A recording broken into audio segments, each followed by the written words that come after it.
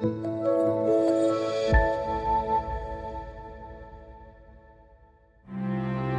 love of Muhammad and his family is my true religion, my reason to be. Peygamberimiz aleyhissalatu vesselam büyük sahoba Abu Bakr Siddiq radhiyallohu anhu bilan 3 kun Savr g'orida o'tirib Makka bilan xayrlashib yig'lab yo'lga chiqdilar. Undan oldin Rasulimiz alayhisolatu vasallamga Hazrati Ali tomonidan keltirilgan oldindan tayyorlab qo'yilgan 3 ta tuyaga mindilar. Rasulimiz alayhisolatu vasallamga Madinaga qadar yo'l boshchi bo'lishlik vazifasi Abdulloh ibn Uraqid degan kishiga topshirildi. Qanday ham ulug' vazifa-ki azizlar, Payg'ambarimiz alayhisolatu vasallamning hayotlarida eng qiyinchilik mushkul bo'lib turgan bir kunda Rasulimiz alayhisolatu vasallam butun olamlarga yo'l boshchi bo'lib kelgan zot, butun insoniyatni hidoyat yo'l boshchisi bo'lgan zotga Madinaga olib borishlik uchun yo'l boshchi bo'lishlik baxti mana shu Abdulloh ibn Urayqid degan zotga tushdi. Alloh bu kishidan rozi bo'lsin. Tarixda qoldilar. Hamda Abu Bakr Siddiq radhiyallohu anhuning xizmatida turib qo'ylar boqib, ularni izlarini qo'y podalari bilan yo'qotib, orqalaridan kelayotganlarni chalg'itish xizmatini qilib turgan Omir ibn Fuhayra ham ular bilan birga safarga otlandilar. 3 tuyani birlariga Payg'ambarimiz alayhisolatu vasallam, birlariga Abu Bakr Siddiq radhiyallohu anhu bilan Omir ibn Fuhayra, birlariga esa yo'l boshchi bo'lgan Abdulloh ibn Urayqid mindilar. Ular asta-sekin yo'lga otlandilar. Uzoq safar, qiyin safar edi. Lekin bu Abdulloh ibn Urayqid nihoyatda yaxshi yo'l boshchi bo'lganligi uchun ham orqalaridan kelayotgan, avvalda xabar qilganimizdek, kim Rasulimiz alayhisolatu vasallam va uning izdoshini ushlab bersa 200 ta tuya va'da qilingan. Mana shu tuyani, bu mukofotni olaman deb pahlavon botir bo'lgan Qurayshlik kofirlar hammalari o'zlari otlariga minib har tomonga intilib Rasulimiz alayhisolatu vasallamni qidirardilar. Hatto 3 kun g'orda berkinib o'tirganlarda ham ular qidirishdan charchamadilar, qidirishda davom etdilar. Lekin Abdulloh Rasulimiz alayhisolatu vasallamni ular bilmaydigan yo'llardan, dengiz tomon har xil yo'llardan olib ketardilar. Birortasini ham uni orqasidan bildirmaslikka harakat qilardi. Lekin Suroqa ibn Malik degan kishi 200 tuyani eshitgandan keyin biror bir kishiga bu narsani baxillik qilib bildirmasdan o'zigina topishlik niyatida yolg'iz o'zi yo'lga chiqdi. Va u yo'lda bir odamdan 3 ta odam tuyaga minib o'tganligini va mana shu tomonga qarab ketganligini eshitgandan keyin bu Muhammad sallallohu alayhi vasallamdan boshqasi bo'lmasa kerak degan niyatda otini choptirganicha Suroqa ibn Malik Rasulimiz alayhisolatu vasallam yo'llariga tushdi. Abdullohning har qancha qilgan ehtiyotkorliklari ham ish bermadi va haqiqatda u Rasulimizning izini topgan edi. Lekin Alloh azza va jalla o'z rasulini saqlaguvchi zot. Suroqa Rasulimiz alayhisolatu vasallamning orqasidan ozgina yaqinlashib kelayotgan bir mahalda Payg'ambarimiz alayhisalom tuya ustida Qur'on o'qib ketayotgan edi. Hatto Suroqa uzoqdan shamol Rasulimiz alayhisalomni tabarruk qiroatining uni qulog'iga olib keltirganini ham eshitib turar edi. Abu Bakr Siddiq radhiyallohu anhu nimagadir hadab orqasiga qarar, ba'zan tashvish qilar, ish qilib orqadan birortasi kelmayaptimikin degan xijolatda turar edilar. Birdan Suroqa ko'rindi. Payg'ambarimiz alayhisolatu vasallam yarim yo'lga yaqinlashib, unga deyarli hech qancha qolmagan bir paytda birdan Suroqaning otining oldi oyog'i yerga kirib ketdi. Chang to'zon chiqib ketdi. Go'yoki otni bir narsa oyog'ini yerga cho'ktirib yuborgandek bo'ldi. Orqaga yursa yuradi, lekin oldiga qilsa yana cho'kib qoladi.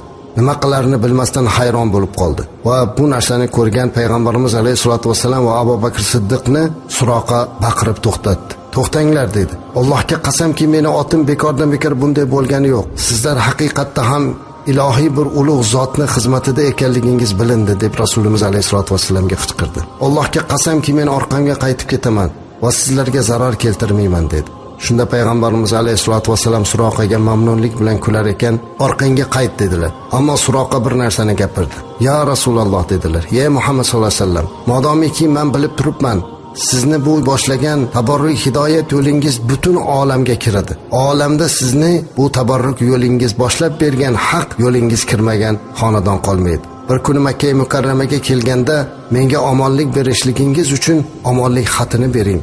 Men orqamdagilarga sizni aytmayman dedi. Shunda Rasulimiz alayhisolatu vasallam bir teriga omonlik xatini yozdirib, Omir ibn Fuhayra qo'llari bilan Suroqaga berdirdi.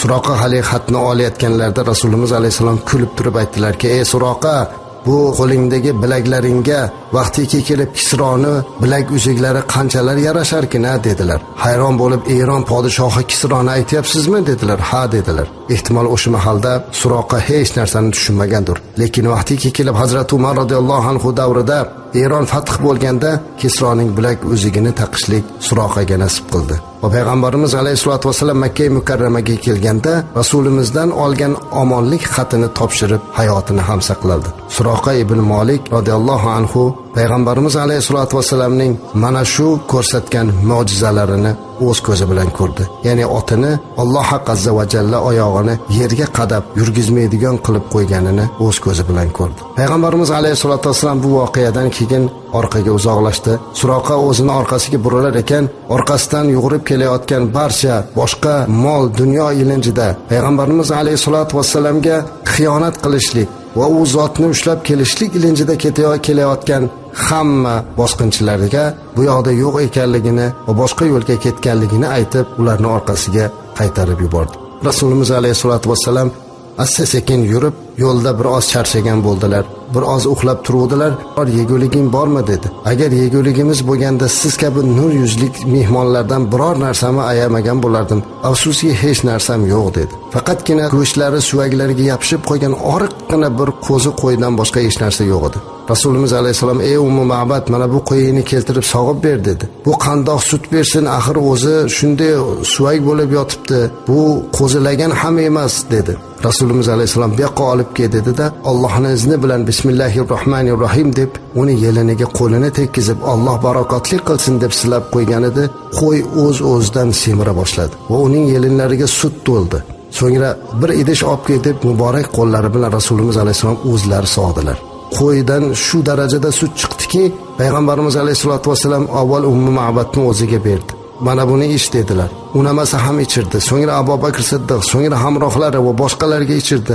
Bir qancha ichib, o'zlari ham ichib, yana Ummu Ma'badning eri bo'lgan Abu Ma'badga ham olib qo'ydi. Va Rasulimiz alayhisalom bu qo'yni barakali sutlarni ichar ekan, ketayotib Ummu Ma'badga qarab, "Sen bu qo'yni aslo so'ymagin" dedilar. Shu va'dalarga muvofiq ba'zi rivoyatlarda tarixchilarning aytishiga qaraganda, ushbu qo'y 28 yil bu xonadonga baraka bergan ekan. Hazrat Umar radhiyallohu anhu davrlariga kelganda juda katta ocharchilik bo'lgan, quroqchilik bo'lgan. Ma'lumki, o'sha yil og'ir bo'lgan edi. Hazrat Umar radhiyallohu anhu deyarli bu hijratning 17-18 yillariga to'g'ri keladi. Shu yili juda qattiq quroqchilik bo'lgan, ocharchilik bo'lgan. Hatto tarixda aytadi, Hazrat Umar radhiyallohu anhu o'zlari go'sht, sut hech narsa yemay qo'ygan ekanlar. Toki meni ra'iyatim och yurganda bu narsalarni menga yeyish durust emas deb qarang. Mana shunday darajada bo'lib qolgan ekanlar Hazrat Umar radhiyallohu anhu. Oxiri ba'zi birlari kelib, "Ya Amiral Mu'minin, bizdan avvalgi Bani Isroil qavmidagilarga shunaqa bo'lganda ulug' zotlarini nomlarini o'rtaga qo'yib, ularni vasila qilib, shafiq qilib duo qilardilar. Biz ham shunday qilaylik" dedilar. Shunda Hazrat Umar radhiyallohu anhu hamma bilan birga yomg'ir so'rab duo qilgan bir yaylovga chiqdilarda, qo'llarini duoga ochib duo qilar ekan, Alloh taolodan so'rab: "Ya Alloh, avvallari payg'ambarimiz alayhisolatu vasallam shu yerdaligida u zotning hurmatlaridan duo so'rardik. Bugun bizni oldimizda u zotning amaklari Abbos turibdilar. Abbos radhiyallohu anhu ning hurmatidan bizga yomg'ir bergin" deb duo qiluvdilar. Shu qadar yomg'ir yog'diki, hammalari kelib payg'ambarimiz alayhisolatu vasallamning amaklarini boshlarini siladilar. Mana shunday voqealar bo'ldi. Ayni mana shu ocharchilik, quroqchilik bo'lgan bir paytda, hech kimning uyida bir tomchi ham hayvonlari sut bermay qo'ygan paytda ham Ummu Ma'badni Rasulimiz alayhisolatu vasallamning qo'llari tekkan qo'ylari hamisha ularning xonadonini sut bilan serob qilib turgan ekan. Mana shuncha yil bu xonadonga baraka bergan ekan. Albatta bu Rasulimiz alayhisolatu vasallamning muborak duolarining barakotidan va bu ayolning Rasulimiz alayhisolatu vasallamga ko'rsatgan mehridan. Chunki payg'ambarimiz alayhisolatu vasallam ketganlaridan keyin Umma Ma'batning erlari uyiga kelib qarasa, idishda sut turibdi. Hayron bo'lib, bu sut qayerdan keldi? Axir bizda sog'in hayvon yo'q edi-ku dedi. Bo'lgan voqeani aytganda eri qarab, kelgan odamning ko'rinishi shundoqmi dedi. Nur yuzlik munavvar zotmi? U zotni payg'ambar bo'lganini eshitdim. Agar men bo'lganimda iymon keltirib olardim. Hali ham borki Allohga qasamman, u zotni istab topib bo'lsa ham iymon keltiraman dedi. Hatto Rasulimiz alayhisolatu vasallamni ko'rmasdan turib bular iymon keltirish baxtiga musharraf bo'ldi. Ehtimolki o'sha kunga Rasulimiz alayhisolatu vasallamga ko'rsatilgan iltifoti tufayli ularni xonadoniga Alloh mana shuncha yil barokat berib turdi. Payg'ambarimiz alayhisolatu vasallam bir qancha yo'llar yurib, mashaqqat va mushkullar bilan asta-sekin yurib, oxiri Madina-i Munavvaraga kirib keldi. Yo'lga kelayotganlarida birdan uzoqdan bir qancha choparlarni ko'rib, Abu Bakr Siddiq bir oz qo'rqdilar. Kimlar kelyapti ekan deb qo'rqib turuvdilar. Qarangki, baxtimizga Zubayr ibn Avom radhiyallohu anhu o'zining bir qancha odamlari bilan kelganini ko'rib qoldilar. Va bularni ko'rib xursand bo'ldilar. Hatto Zubayr ibn Avom o'zining tijorat molidan ikkita oq libosini olib Rasulimiz alayhisolatu vasallam bilan Abu Bakr Siddiq radhiyallohu anhu ga yangilik bo'lsin, xursandchilik bo'lsin deb kiydirib qo'ydilar. Ikki oq libosda payg'ambarimiz alayhisolatu vasallam asta-sekin Madina-i Munavvaraga, Yasribga qarab bordilar. Payg'ambarimiz alayhisolatu vasallam Yasribga, ya'ni Madina-i Munavvaraga qarab yo'l olardilar. Bu voqealar Mahmud Bosha al-Falaki degan falakshunos misrlik olimning aytishiga qaraganda, bizni hozirgi milodiy hisobimiz bilan 622-yilning 20-sentyabriga to'g'ri keladi. Rasulimiz alayhisolatu vasallam Madinadan 4 chaqirimcha buyoqdagi Qubo qishlog'iga kirib keldilar. Madinaliklar payg'ambarimiz alayhisolatu vasallamning kelishliklarini intizorlik bilan kutardilar. Har kuni yo'l poylardilar. Kelmaganliklaridan tashvishga tushdilar. Ularning hisoblarida payg'ambarimiz alayhisolatu vasallam bir oz oldinroq kelishligi kerak edi. Ammo ular Rasulimiz alayhisolatu vasallam g'orda 3 kun qolib ketganliklaridan bexabar bo'lganliklari uchun ham tashvishlandilar. Ammo ayni mana shu kuni Rasulimiz alayhisolatu vasallam Qubo qishlog'iga qarab kirib keldilar. Butun joriyalar, yoz qizlar qo'llarida childirmalar cholishib, payg'ambarimiz alayhisolatu vasallamni shunday bir xursandchilik bilan kutib oldilar. Ular hammalari jo'r ovoz bilan "Tala'al badru alayna min saniyatil wada'i wajaba ash-shukru alayna mad'a lillahi da'i ayyuhal mab'uth fina ji'ta bil amril muta'i" degan baytni aytardilarki, bu "Tala'al badru" degan baytni hozirgacha eshitsak butun vujudimiz titrab ketadi. Ya'ni to'lin oy chiqdi bizlarga Vado tog'ining ustidan, kerakdir shukrini aytmoq, bu dunyo boricha bizdan. Kelibsiz, xush kelibsiz ey yubormish Allohning nuri, qabul etmak erur bizdan, Alloh amri kelur sizdan degan ma'noda Rasulimiz alayhisolatu vasallamni maqtab kutib oldilar. Payg'ambarimiz alayhisolatu vasallam Quboga kelganlarida, bu demak asosiy shahardan Madinadan bir 4 chaqirim, 5 chaqirim uzoqlikda bo'lgan, bu yerda Bani Amr ibn Avf mahallasidagi Gulsum ibn Hadam degan kishining uyiga tushdilar. Bu demak Rabiul Avval oyini 12-dushanba kuniga to'g'ri keladi. Payg'ambarimiz alayhisolatu vasallam mana shu joyda bir qancha kun turdilar va bu yerda birinchi bo'lib masjid qurdilar. Bu masjidiki payg'ambarimiz alayhisolam mana shu Qubo masjidini o'z qo'llari bilan birgalashib sahobalar bilan qurganlar. La masjidun ussisa ala taqvo deb hatto Qur'onda ham keladi. Ya'ni bu masjid taqvo ustiga asos qilingan. Payg'ambarimiz alayhisolatu vasallam o'zlari yelkalarida toshlarni olib kelib qo'ydilar, sahobalar birgalashib qo'ydilar. Bu Qubo masjidiga Rasululloh alayhisolamning keyinchalik ham mehri tushgan edi. Hatto Madina-i Munavvarada o'zlari Masjid-ul Nabaviy masjidlarini qurganlardan keyin ham haftada bir marta mana shu Qubo masjidini ziyorat qilib turardilar. Hattoki mana hozirgi hojiga borganlarimiz Madina-i Munavvaraga borganda albatta shu Masjidul Quboni ziyorat qilinadi va Masjidul Quboning kiraverishiga albatta endi bu avvalgi holida emas, hozir yangi bo'lib, yangi qurilgan darvozasiga bir hadis ham yozib qo'yilgan. Payg'ambarimiz alayhisolatu vasallam aytadilarki, kim Masjidul Quboni ziyorat qilsa bir umra qilgan savobini oladi degan hadisni yozib qo'yganlar. Chunki bu masjidga Rasulimiz alayhisolatu vasallamning mehri tushganlar. Nafaqatgina Rasululloh sollallohu alayhi vasallam, hatto keyinchalik ham buyuk sahobalar ushbu Qubo masjidini eslab yig'lardilar. Chunki o'zi aslida masjid kichkinagina, pastakkina bo'lgan, sajda qilganda yerga sajda qilgan, lekin bu yerda fayz bo'lgan, bu yerda barakot bo'lgan. Buni devoriga Rasulimiz alayhisolatu vasallamning muborak qo'llari tekkan. Mana shu joyda payg'ambarimiz alayhisolatu vasallam bir necha kun turganlardan keyin 28-Rabiul avvalda payg'ambarimiz alayhisolatu vasallam Madinaga qarab yo'lga chiqdilar.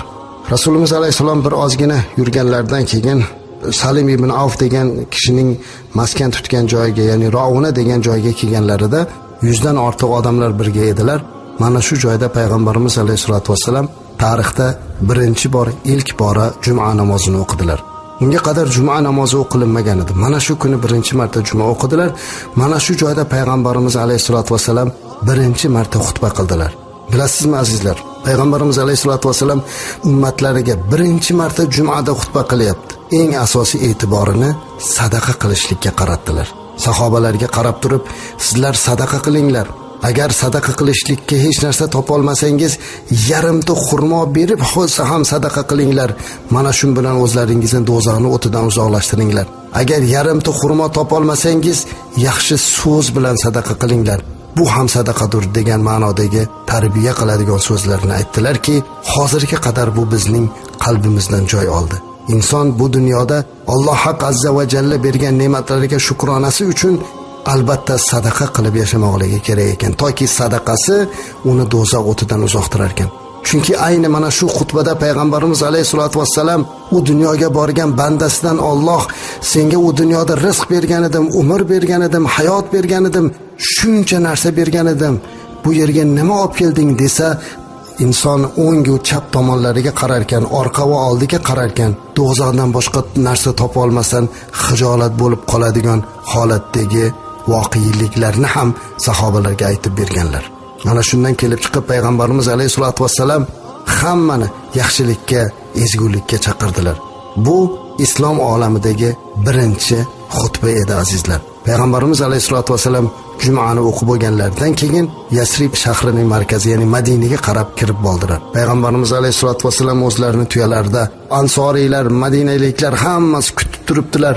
Hamma payg'ambarimiz alayhisolatu vasallamni o'z uyida mehmon qilgisi kelyapti. Rasulimiz alayhisolatu vasallam boshqa biror bir kishining uyiga kirsa, ikkinchisi unikiga kirsa, bunisi xafa bo'ladi.